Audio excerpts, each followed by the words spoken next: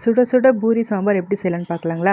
ஒரு குக்கரில் 2 சிண்டு பருப்பு போட்டுக்கோங்க, 1 ஸ்பூன் ஜீரகம் சேர்த்துக்கோங்க, கொஞ்சம் மஞ்சத்தூள் போட்டுக்கோங்க, 2 டம்ளர் தண்ணி ஊற்றி இதை நான் 3 விசில் விட்டு எடுத்துக்கிறேன். நெக்ஸ்ட்டு வந்து பார்த்திங்கன்னா பூரி மாவு பசஞ்சு வச்சுக்கலாம்.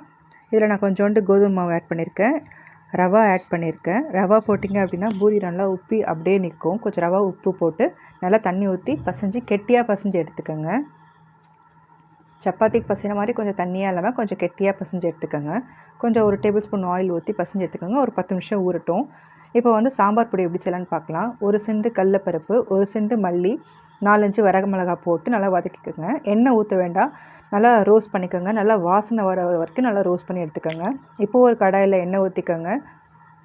கடுகு, ஜீரகம், பச்சை மிளகா, கருவேப்பிலெலாம் தாளிச்சிட்டு சின்ன வெங்காயம் போட்டுக்கோங்க,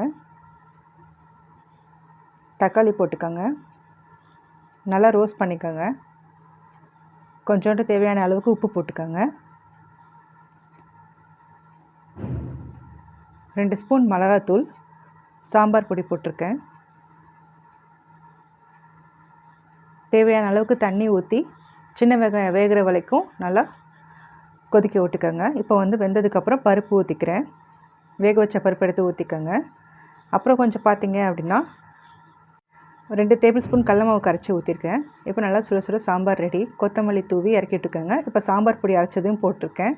இப்போ பூரி 2 பூரி போட்டு எடுத்து வச்சுக்கலாம். பூரி போடும்போது ஓரத்தில் மட்டும் நல்லா தேய்ச்சி விட்டுக்கோங்க. சென்டரில் வந்து நல்லா உப்பி இருக்கணும். நவ் பூரி ரெடி, வாங்க சாப்பிட்லாம்.